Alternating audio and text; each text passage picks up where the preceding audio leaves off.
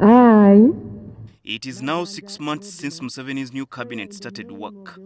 Are you calling Committee of Supply? Under this period, 11 bills have been tabled before Parliament and 4 passed. 102 questions have been answered by the Prime Minister Robin Anabanja, while ministers have responded to 127 through ministerial statements. This business has been processed without any serious objection from the opposition, and the government Chief Whip Thomas Tayebwa explains why.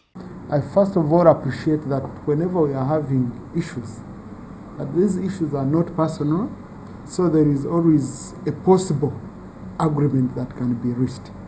And in negotiation, that is what we call ZOPA, Zone of Possible Agreement. We might have areas of contention, but we, the leaders, must work behind the scenes to ensure we diffuse the tension so that the Ugandans who are facilitating us to do work, they don't facilitate us to quarrel.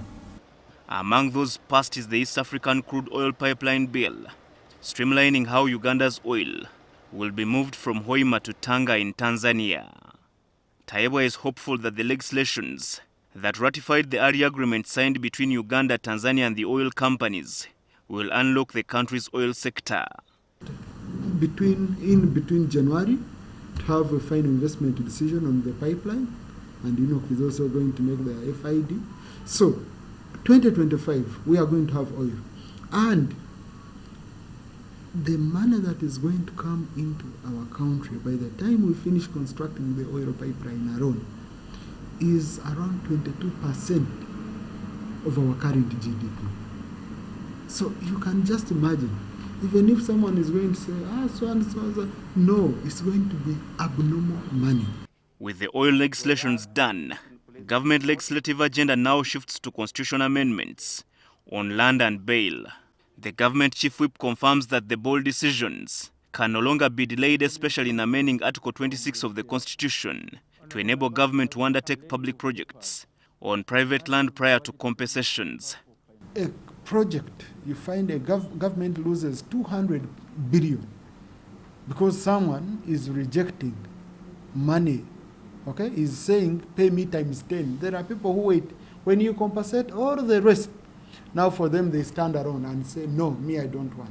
And he claims times 10 because he knows you've already spent a lot, so you will cut your losses and give him the money. But government can't work that way. Despite the backlash, especially from Buganda Kingdom on the proposals to abolish Mayo land system, Tayebwa says they will not be derailed. Then of course we have issues to do with Mairo, which some people have limited to Buganda. You know, and you know what is so funny about it? You find the president's move is to protect the peasants. But now, these landlords who are occupying the land, they are influencing media houses as if it's against the peasants. So we are still making consultation. That one will be coming, the issue of Rwanja. We need to sort it. We cannot allow it to continue that way. And the president is very, very serious about that. The same applies to the bail reforms.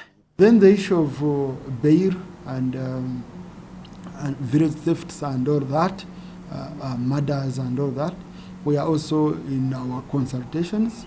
Anytime we shall be coming up with the law to look at how best we can look at it. Aside from the bail and land reforms, attention will be put on the rationalization of government agencies, with a cabinet subcommittee expected to brief cabinet before end of January on their resolutions.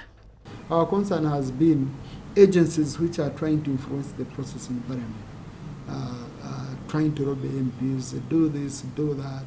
I saw a few here and there. But we are telling them, just be calm.